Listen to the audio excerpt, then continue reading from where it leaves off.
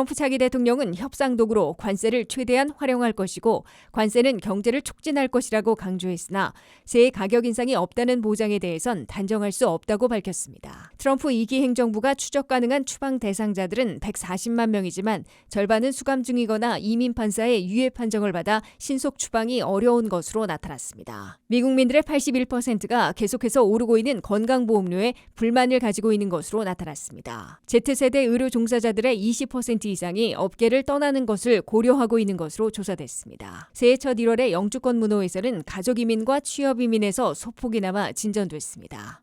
시청자 여러분 안녕하십니까? 워싱턴 뉴스 투데이입니다. 도널드 트럼프 차기 대통령은 경제뿐만 아니라 불법 이민과 불법 마약 등 다른 문제들을 해결하기 위해 관세를 가장 강력한 무기로 활용할 것임을 분명히 했습니다. 또한 관세는 미국 경제를 촉진할 것으로 확신한다고 강조했습니다. 그러나 새해 가격 인상을 겪지 않을 것으로 보장할 수는 없다고 밝혔습니다. 한면택 기자의 보도입니다. 도널드 트럼프 차기 대통령이 미국민들의 가격 인상 부담이 다소 늘어나더라도 관세 부과를 경제는 물론 불법 이민과 불법 마약 문제 등을 해결하는 데 가장 강력한 무기로 활용하겠다는 입장을 강조했습니다. 트럼프 차기 대통령은 NBC 뉴스와 인터뷰에서 관세는 경제뿐만 아니라 다른 문제들을 해결하는 데 매우 강력한 무기라며 취임 첫날부터 관세 카드를 적극 활용하겠다는 입장을 분명히 했습니다. I'm a big believer in tariffs. I think tariffs are the most beautiful word. I think they're beautiful. It's going to make us rich. They made a great economy for us. They also solve another problem. If we were going to have problems having to do with wars and having to do with other things. 트럼프 차기 대통령은 다수의 경제학자들이 관세 부과 시 미국 내 가격이 오르는 역작용을 불러올 것이라고 경고하고 있는 데 대해 나는 그들을 믿지 않고 있다고 일축했습니다. 월마트를 비롯한 미국 수입 회사들이 관세 부과 시 가격을 올릴 수밖에 없다고 미리 경고하고 있으나 트럼프 차기 대통령은 관세는 경제를 촉진할 것이라고 반박했습니다. 트럼프 차기 대통령은 팬데믹이 오기 직전까지 나의 1기 임기 중 미국 경제는 비역사상 가장 대단했다며 그때의 관세를 부과했어도 가격 인상, 물가 급등을 초래하지 않았다는 점을 강조했습니다. 트럼프 차기 대통령은 그러나 미국민 가정에서 관세 부과로 가격 인상을 겪지 않을 것이라고 보장할 수 있느냐는 기자 물음에 나는 어느 것도 내일도 보장할 수 없다고 밝혔습니다. Can you guarantee American families won't pay more? I can't guarantee anything. I can't guarantee tomorrow. If you look at my, just pre-COVID, we had the greatest economy in the history of our country. And I had a lot of tariffs on a lot of different countries, but in particular China, we took in hundreds of billions of dollars and we had no inflation. 대신 트럼프 차기 대통령은 자신의 관세 카드가 경제적 문제뿐만 아니라 다른 문제들을 해결하는 데 가장 강력한 무기로 활용하려는 것임을 강조했습니다. 트럼프 차기 대통령님이 불법 입국과 불법 마약의 미국 유입을 막지 못하면 최대 교역국들인 멕시코와 캐나다로부터 들어오는 미국 수입품에 25%의 관세를 부과하고 중국산에는 기존 관세에 10%를 추가하겠다고 공표해 초비상이 걸리게 만들었습니다. 미국 수출에 의존하고 있는 멕시코의 새 대통령은 트럼프 차기 대통령과의 전화통화에서 관세를 부과받지 않기 위해 멕시코가 이민 행렬들을 최대한 막아 미국 국경에는 도달하지 못하도록 할 것으로 확약한 것으로 트럼프 차기 대통령은 강조한 바 있습니다. 캐나다 트루도 총리는 마라라고를 긴급 방문해 트럼프 당선인과 장시간 논의한 모습을 보여 관세를 피하기 위해 전력 투과하고 있음을 보여줬습니다. 트럼프 차기 대통령이 최대 교역국들인 멕시코와 캐나다, 중국에 대한 관세 부과 압박으로 불법 입국과 불법 마약, 미국 유입을 눈에 띄게 막는다면 가장 심각한 문제들을 거의 비용을 들이지 않고 해결하는 셈이어서 위험한 관세 도박에서 대박을 칠 가능성도 있습니다. 그러나 불법 입국과 불법 마약 문제 해결이 미흡해 실제로 멕시코와 캐나다, 중국 수입품들의 관세를 부과할 경우 미국 내 수입품들의 가격이 평균 40 내지 45%나 급등할 것으로 경고되고 있어 취임 첫 해부터 인플레이션, 경제난을 초래할 위험도 있는 것으로 보입니다. WKTV 뉴스 한면택입니다. 트럼프 2기 행정부가 이민 시스템 기록으로 추적 가능한 추방 대상자들은 140만 명에 달하고 있지만 절반은 수감 중이거나 이민 판사의 유예 판정을 받아 신속 추방이 어려운 것으로 나타났습니다. 또한 베네수엘라와 중국 등은 추방되는 자국민의 인수를 거부하고 있어 형사 범죄가 있는 불법 입국자 신속 추방에 장애물이 되고 있다는 보도가 나오고 있습니다. 한면택 기자입니다.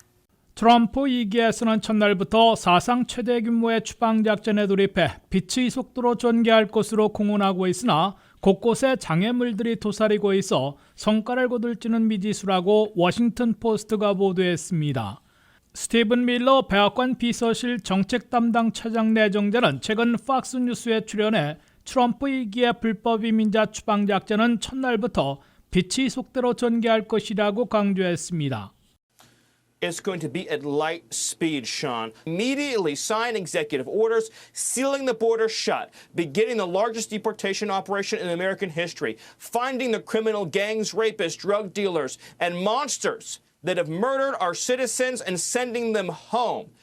사상 최대 규모의 추방을 공언하고 있으나 제디 벤스 부통령 당선인을 비롯해 한 해 100만 명 추방을 목표로 삼고 있는 것으로 시사하고 있습니다. 하지만 트럼프 2기에서 대규모 추방작전을 전개해도 곳곳에 장애물들이 있어 목표를 달성하게 될지 미지수라고 워싱턴 포스트가 지적했습니다.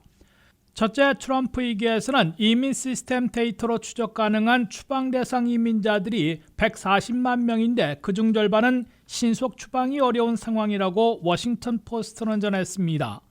신속 추방이 어려운 추방 대상자들 중에는 현재 수감 중이어서 형기를 마칠 때까지 기다려야 하고 상당수는 이민 판사로부터 유예 조치를 받은 사람들로 나타났습니다.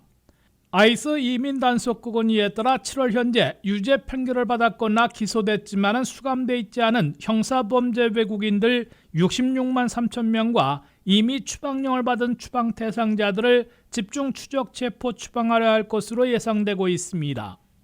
둘째, 트럼프 2기 추방작전에서 최우선 추방 대상으로 삼고 있는 형사 범죄자들 중 다수가 교통사고나 교통법규 위반으로 나타나 이들에 대해서는 신속 추방이 어려울 것으로 간주되고 있습니다. 교통사범들은 신속 추방하려 해도 변호인들이 이민 판사의 재심을 요구할 권한이 있어 신속 추방은 어려울 것으로 보입니다. 셋째, 형사 범죄자들 가운데 살인, 강도, 성폭행 등 강력범죄 전과자들부터 체포해 추방하려 할 게 분명한데 민주당 하성인 이른바 피난처, 성역도시들에서는 협조받기 어려워 신속하게 추적 체포해 추방할 수 있을지 의문시되고 있습니다. 미국 내 13개 주 600곳 이상이 되는 피난처, 성역도시들은 대부분 트럼프 2기의 대대적인 미국 내부 이민 단속과 체포, 구금, 추방 작전에 협조하지 않을 것임을 분명히 하고 있습니다. 넷째, 미국 내부 이민 단속을 전담하는 IC 요원들이 현재 정원 6천 명에 500명 미달하는 5,500명에 불과하기 때문에 빛과 같은 체포와 구금, 추방 작전을 수행하기 어려운 상황입니다. 트럼프 2기에서는 펜타곤의 예산을 끌어다 쓰고 IC의 예산과 인원을 대폭 늘리려 하겠지만 신규 요원을 뽑아 훈련시키고 현장에 투입하기까지는 18개월 내지 24개월이나 걸릴 것으로 나타났습니다. 다섯째, 각종 장애물을 넘어 체포한 추방 대상자들을 본국으로 추방하려 해도 베네수엘라, 니카라과 중국 등은 자국민들의 인수를 거부하고 있어 제3국인 멕시코가 수용하도록 미리 협의하거나 압박해야 합니다.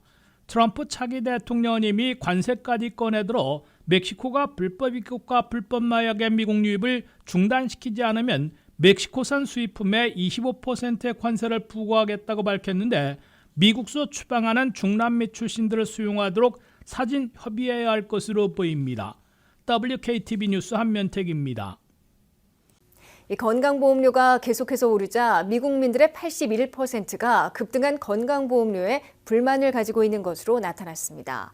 최근에는 보험사들이 환자들의 의료비 청구를 거부하는 사례도 증가해 돈을 내고도 보상을 받지 못하고 있는 상황에 불만을 표출하고 있습니다. 류령화 기자가 보도합니다. 미국인 81%가 건강보험료의 높은 비용에 대해 불만을 가지고 있으며 보험사들이 청구를 거부하는 문제도 심각해져 보험료를 더 많이 지불하면서도 필요한 보상을 받지 못하고 있다고 전했습니다. 건강보험 비용은 인플레이션을 크게 앞지르고 있는데 2024년 가족 평균 건강보험료는 연간 25,572달러, 독신 근로자의 평균은 8,951달러로 전년 대비 6%에서 7%가 증가했습니다. 이 같은 상승률은 2000년 이후 몇 년을 제외하고 인플레이션을 초과하고 있으며 그로 인해 많은 소비자들은 수천 달러의 자기 부담 비용을 떠안게 된 것입니다. 성인 대부분이 재정적으로 여유롭든 어렵든 의료비 걱정을 한다고 밝혀졌으며 이는 모든 계층에서 공통적인 문제로 지적되고 있습니다. 보건정책연구소 KFF의 조사에 따르면 고용주가 후원하는 건강보험에 가입한 경우에도 직원들의 보험료 부담은 계속해서 증가하고 있는 것으로 나타났습니다. 예를 들어 가족보장이 있는 근로자는 2017년에 비해 연간 5,700달러를 더 내고 있으며 평균 가족공제금은 2013년 2,500달러에서 2023년 3,700달러로 증가했습니다. 한편 소비자들이 돈을 내고도 보상받지 못한다는 심리가 더욱 커지고 있는 이유는 보험 청구 거부 문제가 심각해지고 있기 때문입니다. KFF의 분석에 따르면 2021년 B그룹 자격 건강보험 플랜에서 보험 청구 5건 중 1건이 거부되었으며 일부 보험사는 청구를 거부하는 비율이 49%에 달했습니다.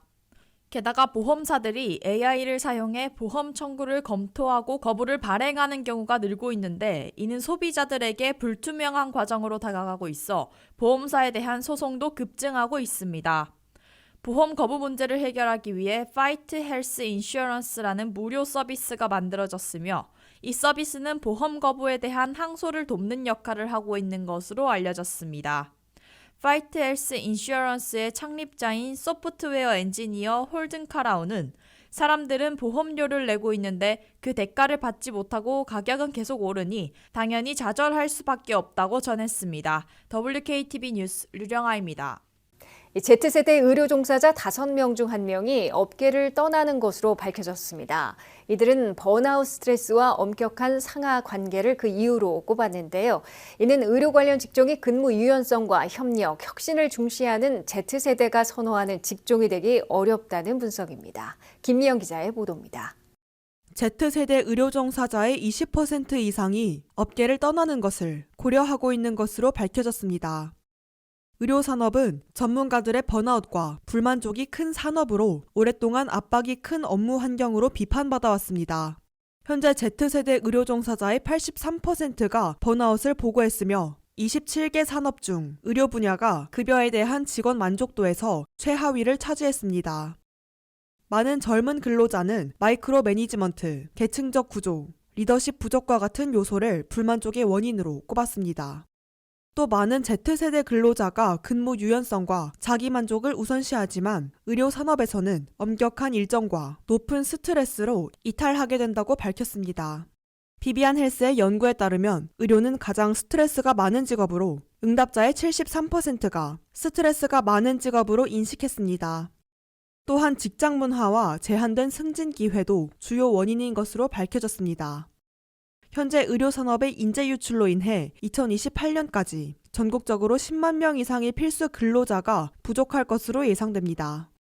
Z세대는 의료기관에서 흔히 볼 수 있는 위계적이고 엄격한 구조에 적응하지 못한다고 느끼며 협력적이고 혁신적인 환경을 선호합니다.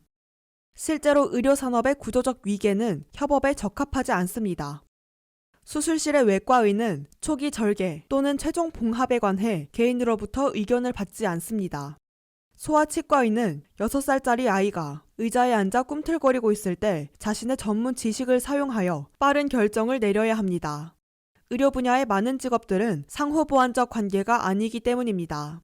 캐서린 쇼 베시아병원의 CEO 데이비드 슈라이너는 헬스케어는 의사와 간호사만 있는 것이 아니다. Z세대를 유치하고 유지하기 위해 할 수 있는 첫 번째 일은 헬스케어에서 일하는 것이 무엇을 의미하는지에 대한 인식을 높이는 것이라고 전했습니다. 현재 방사선과 간호 및 기타 건강 관련 분야의 프로그램은 등록률이 감소하고 있으며 채워지지 않은 빈자리가 계속되고 있습니다. 한편 포브스는 여러 산업의 고용주가 성과와 전문성 문제를 이유로 Z세대 직원을 대량 해고하기 시작했다고 보도하기도 했습니다. WKTV 뉴스 김미현입니다. 첫 1월의 영주권 문호에서 마침내 가족 이민과 취업 이민에서 소폭이 남아 진전됐습니다. 새 회견도 시작에도 불구하고 전면 제자리했던 영주권 문호는 1월에 가족 이민은 한두 달, 취업 이민은 보름씩 움직이게 됐습니다. 2025 회계연도가 시작돼 새 연간 쿼터가 배정됐음에도 전면 동결되어 온 영주권 문호가 새해를 출발하면서 소폭이 남아 움직이기 시작했습니다. 국무부가 10일 발표한 1월의 비자 불레틴에 따르면 가족 이민은 한두 달, 취업 이민은 보름씩 진전된 것으로 발표됐습니다. 취업 이민에서 박사급이 신청하는 1순위의 승인일과 접수 가능일은 연속 오픈됐습니다. 이에 비해 석사 이상 고학력자들이 신청하는 취업 이민 2순위의 최종 승인일은 2023년 4월 1일로 보름 진전됐으나 접수 가능일은 2023년 8월 1일에서 동결됐습니다. 취업 이민 3순위 학사학위 이상과 숙련직에서는 최종 승인일이 2022년 12월 1일로 보름 개선된 반면 접수 가능일은 2023년 3월 1일에서 제자리했습니다. 취업 이민 3순위 비숙련직의 경우 최종 승인일이 2020년 12월 8일로 1주 나아갔지만 접수 가능일은 2021년 5월 22일에서 멈췄습니다. 취업 이민 4순위 종교 이민의 비성직자는 비자 불능으로 발급이 중지됐고 접수 가능일은 2021년 2월 1일에서 동결됐습니다. 취업 이민 5순위 투자 이민은 승인일과 접수일이 모두 계속 오픈됐습니다. 미시민권자의 21세 이상 성년 미혼 자녀들이 대상인 가족이민 1순위는 최종 승인일이 2015년 11월 22일로 한 달 진전됐으나 접수 가능일은 2017년 9월 1일에서 제자리했습니다. 영주권자의 배우자와 미성년 자녀들이 대상인 2A 순위의 최종 승인일은 2022년 5월 1일, 접수 가능일은 2024년 7월 15일에서 동결됐습니다. 영주권자의 성년 미혼 자녀인 2순위 B는 승인일이 2016년 5월 22일로 3주 나아간 반면 접수일은 2017년 1월 1일에서 제자리했습니다. 시민권자의 기혼 자녀인 3순위는 승인일이 2010년 7월 1일로 2달 보름 진전됐고 접수 가능일은 2012년 7월 22일로 가장 많은 석 달 개선됐습니다. 반면 시민권자의 형제자매 초청인 4순위는 승인일이 2007년 8월 1일, 접수일은 2008년 3월 1일에서 멈췄습니다. 이상으로 워싱턴 뉴스투데이를 마치겠습니다. 시청해주신 여러분 고맙습니다.